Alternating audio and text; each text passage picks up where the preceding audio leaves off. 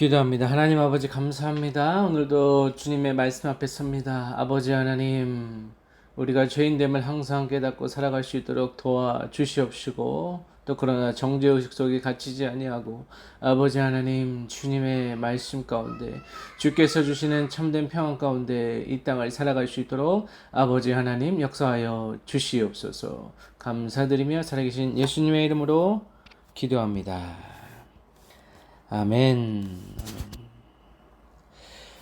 오늘도 계속해서 요한복음 16장 말씀으로 하나님의 은혜를 나누고자 합니다. 오늘 말씀 25절부터 33절 마지막까지 말씀을 같이 나누도록 하겠습니다.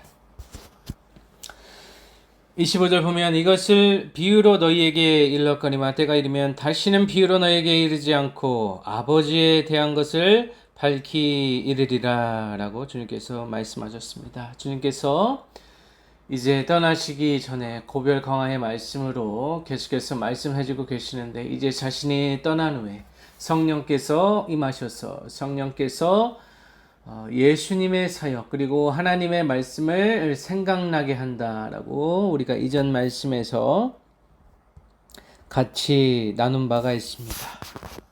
그래서 주님께서 이전에 비유로 말씀하시고 또 간접적으로 이렇게 말씀하셨지만, 이제 때가 이르렀을 때, 그 성령의 때에 이제 예수님의 뜻을 밝히 알 수 있는 그 때가 이른다고 한다면, 이제는 아버지에 대한 것을 밝고 아주 명쾌하게 충분히 이해되고 그 충분히 이해된 말씀을 살아낼 수 있도록 말씀하여 주신다라는 것입니다. 또 그날에 너희가 내 이름으로 구할 것이요 내가 너희를 위하여 아버지께 구하겠다 하는 말이 아니니, 이는 너희가 나를 사랑하고 또 내가 하나님께로 온 줄을 믿었으므로 아버지께서 친히 너희를 사랑하심이라 라고 했습니다. 그래서 예수님과 하나님의 관계가 사랑의 관계인 것처럼 예수님을 따르는 우리도 마찬가지로 하나님과 사랑의 관계라는 것입니다. 주종 관계가 아니고 예수님께서 친구라고 말씀하실 정도로 예수님께서는 우리와 함께 하시고 또 아주 친밀하고 가깝게 지내시기를 원하신다라는 것입니다. 그래서 이제 예수님께서 내가 너희를 위하여 아버지께 구하겠다 하는 말이 아니니, 이는 너희가 나를 사랑하고 또 내가 하나님께로 온 줄을 믿었으므로 아버지께서 친히 너희를 사랑하심이라 라고 했습니다. 그래서 하나님과 예수님의 관계처럼 우리도 하나님과의 관계, 예수님과의 관계, 성령과의 관계가 사랑의 관계로 근본적으로는 사랑의 관계로 이루어져 있다라는 것입니다. 하나님께서 예수님을 이 땅에 사랑의 사자로, 이 세상에는 예수님이 오시기 전에는 자신들만을 사랑하고 또 자신들이 소유한 것만을 사랑하는 이 시대를 우리가 살아갔지만, 예수님이 오신 이후로는 진정 사랑의 개념에 대해서 주님께서 다시 한번 바꿔주시고, 또 진정한 사랑을, 자기 목숨을 대신하여서 하나님께서 보내신 그 예수 그리스도께서 우리에게 사랑에 대해서 진정한 사랑의 개념과 사랑을 몸소 실천해 주셨기 때문에 우리는 그 사랑을 근간으로 하는 신앙생활을 유지해 나가야 될 줄로 믿습니다. 그래서 자신이 하나님의 사랑을 받은 것처럼 우리도 예수 그리스도를 믿고 따른다면 하나님의 사랑 안에 거할 것이다 라는 말씀이죠. 또 28절 내가 아버지에게서 나와 세상에 왔고 다시 세상을 떠나 아버지께로 가노라 하시니 라고 했습니다. 그래서 예수님은 하나님으로부터 왔기 때문에 이제 다시 그곳으로, 예수님께서 오셨던 그곳으로 이제 다시 돌아간다고 말씀하시는 것입니다.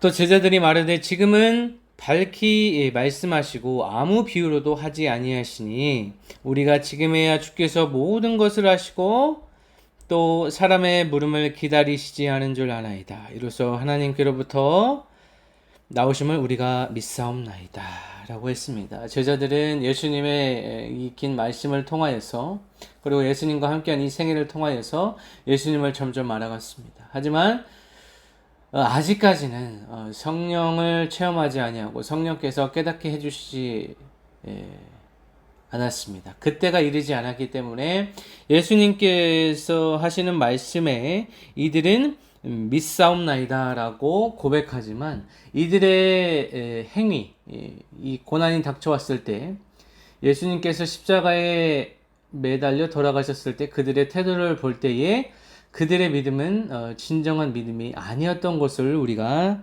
알 수가 있습니다. 하지만 예수님께서 31절에 말씀하시기를 이제는 너희가 믿느냐 보라 너희가 다 각각 제 곳으로 흩어지고 나를 혼자 둘 때가 오나니 벌써 왔도다. 그러나 내가 혼자 있는 것이 아니라 아버지께서 나와 함께 계시느니라 라고 했습니다. 제자들이 예수님을 믿고 따른다고 말하였지만 주님께서는 그들의 미래를 먼저 내다보시고 그들이 자신을 부인하고 자신을 저주하고 부인하는 그러한 일을 먼저 보셨기 때문에 주님께서 이렇게 말씀하신다는 것이죠. 그 십자가에 달리실 때에 예수님의 말씀대로 제자들은 각각 흩어져서 자기 살기 바빴습니다. 예수님과 함께한 그 시간을 잊어버리고 또 예수님의 그 사역과 말씀을 잊어버리고 이제는 자신의 안일만을 위하여서 육체의 안일만을 위하여서 예수님을 떠나갔던 것을 우리는 보게 됩니다. 하지만 예수님께서는 혼자가 아니라고 말씀하십니다. 우리도 마찬가지로 우리의 인생이 혼자 걸어가는 것 같지만 아이러니하게도 역설적이게도 우리가 어떤 것을 의지하게 되면 하나님이 아닌 것을 의지하게 되면 그 가운데 잠시 잠깐 지나가는 기쁨이 있을 수 있습니다. 그 가운데 우리의 만족이 있을 수도 있습니다. 우리가 그 가운데 잠시 잠깐 기쁘다라고 행복하다라고 생각할 수 있지만 그것은 안개와 같이 바람과 같이 순식간에 사라지고 또 그것을 의지한 만큼 우리 마음속에 공허함이 찾아오게 되는 것입니다. 그래서 우리를 창조하신 하나님이 아니고서는 우리의 이 고독함, 우리의 외로움을 절대로 채워줄 수 없다라는 것입니다. 우리의 만족은 하늘로부터 오는 것이지 땅에서 나는 것이 아님을 이 단순한 진리를 깨달으시기를 바랍니다. 그래서 주님께서도 하나님과 함께 계속해서 계신다라는 것을 말씀하고 있습니다. 33절 이것을 너희에게 이르는 것은 너희로 내 안에서 평안을 누리게 하려 함이라. 세상에서는 너희가 환난을 당하나 담대하라 내가 세상을 이기었노라 라고 주님께서 말씀하고 있습니다. 그래서 주님께서 16장 전반을 통해서 말씀하셨던 것 우리가 한번 생각해 보기를 원합니다.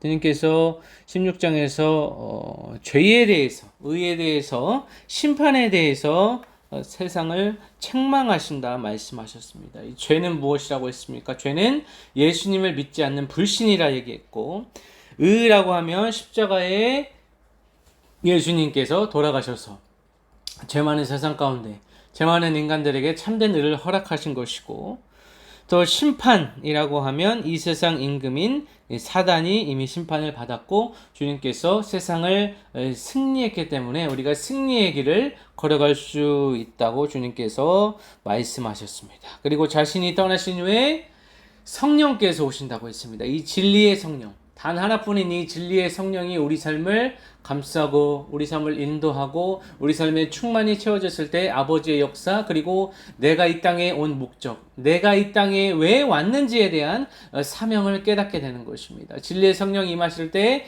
이 약하고 음란한 세대 가운데 주님께서 우리에게 원하시는 것이 무엇인지 분명히 깨달아 알 수 있다는 것입니다. 성령께서 임하시지 아니하면 진리의 말씀이 우리를 깨닫게 하지 않으면 우리의 삶은 온전히 육체적으로 육신이 원하는 것, 육신이 좋아하는 이 쾌락을 쫓아서 여러 가지 중독에 빠져서 살아갈 수 없는 것이 인간의 한계라는 것입니다.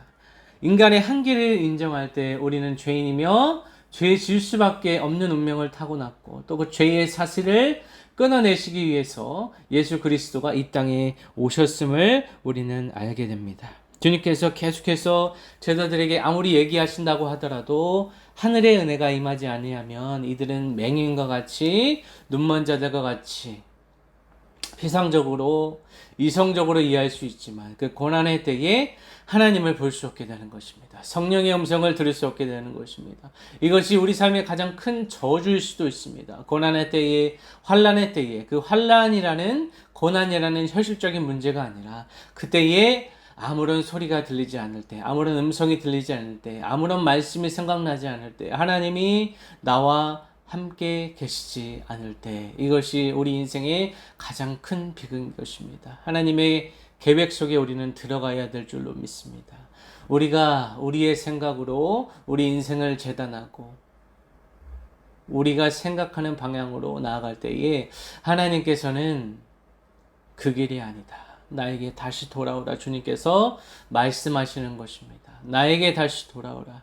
하나님께서는 항상 우리를 기다리고 계신다는 것을 잊지 마시기 바랍니다. 예수님께서 많이 답답하셨을 것입니다. 아무리 이야기를 하고 그렇게 3년을 동안 같이 생활을 했지만 결국 예수님은 자신을 배신할 것을 알고 계셨음에도 불구하고 끝까지 사랑하셨습니다. 우리가 다른 사람에게 배신을 당한다면 어떠한 심경일까요? 우리가 믿고 의지했던 그 사람에게 하루아침에 그 사람이 우리에게 등을 돌리고 그렇게 된다라고 한다면 우리는 큰 상처를 받을 것입니다.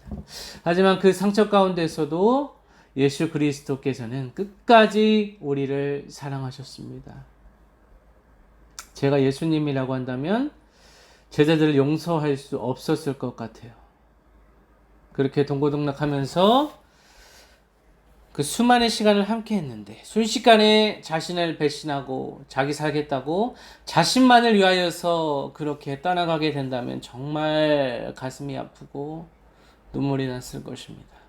예수 그리스도는 그럼에도 불구하고 끝까지 우리를 사랑하셨습니다. 우리가 예수님을 믿는 이유가 무엇입니까?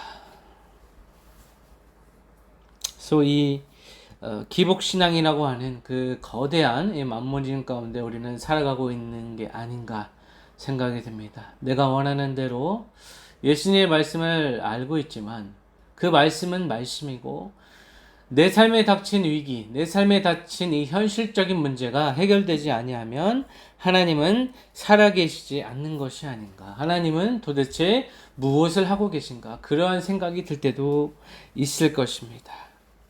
오늘 말씀에 각각 제곳으로 흩어졌다고 주님께서 흩어지게 될 것이라고 말씀하고 있습니다.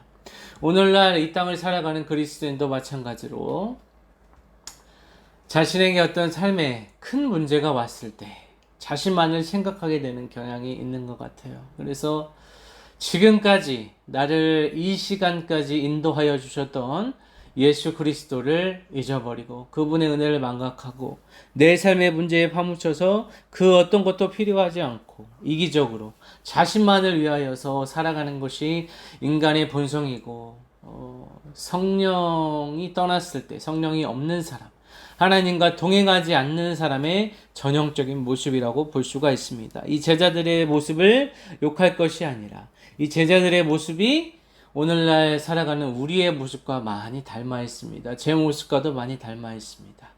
제가 개척을 하고 이제 3년이라는 시간이 지났지만 눈에 띄게 큰 부흥이나 어떠한 결과물이 나타나지 않는 시점에 있습니다. 그것이 저의 부족한 탓이라고 항상 생각하고 있지만 그 가운데서도 하나님께서 하나님의 뜻이 이곳에 있을 줄 믿습니다. 제가 생각할 때는 어느 정도 기간이 지나면 부흥을 하고 사람들이 모이고 또 이 가정을 벗어나서 또 새로운 교회로 새로운 터전으로 옮겨가게 될 줄로, 그것이 막연한 저의 생각이었지만 하나님께서는 그렇게 하지 않으셨습니다. 물론 기본적으로는 저의 부족한 탓이 있습니다. 하지만 이렇게 제가 생각할 때에 이 고난의 때가 왔을 때에 제자들처럼 각각 제 곳으로 흩어지게 되고 목회를 포기하고 나는 이제 아닌가 보다. 나는 이제 목회 길을 접어야겠다라고 생각한다면 그것이 하나님의 뜻이라고는 생각하지 않습니다. 성도가 어떠하든 중요한 것은 내 마음의 상태. 내가 정말로 주님을 사랑해서 이 길을 걷고 있는가, 이것이 중요하다는 것이죠. 우리에게도 각자의 사명이 있습니다. 하나님께서 사명은 각자라고 했는데 우리 자신은 알고 있을 것입니다. 하나님께서 그동안 우리 인생에 어떠한 은혜를 부어주셨고 또 여기까지 인도하신 그 에베네셀 하나님의 은혜를 우리는 알고 있습니다. 하지만 나의 현실의 이 고난이라는 벽에 부딪혀서 하나님의 은혜를 잊어버릴 때가 많다라는 것이죠. 그래서 오늘 말씀 33절에도 주님께서 이것을 너희에게 이르는 것은 너희로 내 안에서 평안을 누리게 하려 함이라 라고 했습니다. 주님께서 결론적으로 말씀하셨을 때는 평안을 이야기하고 계십니다. 다른 어떤 것도 우리가 많이 가지고 복을 받고 이 세상에서 명성을 떨치고 유명한 자로 살아가는 것이 주님께서 원하시는 것이 아니라 우리 마음속에 진정한 평화, 하늘의 평안을 주님께서 말씀하고 계신다라는 것이죠. 나의 현실이 지금 어떠하냐가 중요한 것이 아니라 내 마음속에 평안이 있다라고 하는 것은 나의 현실과는 상관없이 그것을 뛰어넘는 하나님의 계획 속에 내가 하나님의 길을 걸어가고 있다는 방증이 될 것입니다. 우리 인생의 모습은 각기 다릅니다. 하나님께서 우리에게 주신 사명과 그 계획은 사람마다 다르게 되고 또 그 때가 다릅니다. 하지만 반드시 하나님께서 원하시는, 하나님께서 나를 쓰실 그 시간이 온다라는 것입니다. 그 시간을 위하여서 우리는 계속해서 포기하지 말고 준비해야 될 것이고 또 이 교회 공동체를 위하여서 또 나의 삶의 터전을 위하여서 우리의 가족과 또 믿지 않는 사람들을 위하여서 우리는 끊임없이 포기하지 않고 정진해야 될 줄로 믿습니다. 주님께서도 우리에게 마지막 구절에 세상에서는 너희가 환난을 당하지만 담대하라 내가 세상을 이겼다라고 말씀하셨습니다. 주님께서는 이미 세상을 이기셨습니다. 이 완료 형태로 나오고 있습니다. 이미 이기셨습니다. 이미 이기셨기 때문에 우리는 다른 길은 없고 오직 예수님의 길로, 오직 예수의 길로 우리는 나아가야 될 줄로 믿습니다. 그러한 길을 걸어갈 때 우리 삶 속에 어떤 고난이 찾아온다 할지라도 우리 마음속에 하나님께서 주시는 큰 평안으로 가득 차게 될 것입니다. 세상에 줄 수 없는 그 감격과 기쁨과 평안 가운데 살아가시기를 바랍니다. 이 세상의 것들은 안개와 같이 바람과 같이 이슬처럼 살아가지는 것이 이 세상의 것들입니다. 하지만 우리는 영원히 변치 않는 그 영원한 삶 그리고 영원한 예수 그리스도 붙들며 살아가시기를 바랍니다. 기도하겠습니다. 아버지여 부족한 종이 말씀을 전했습니다. 이 땅을 살아가면서 우리는 주님을 잊고 살아갈 때가 많습니다. 아버지여 부족한 종을 붙들어 주시고 또 주님을 따라가는 우리 교회 공동체에 붙들어 주시기를 원합니다.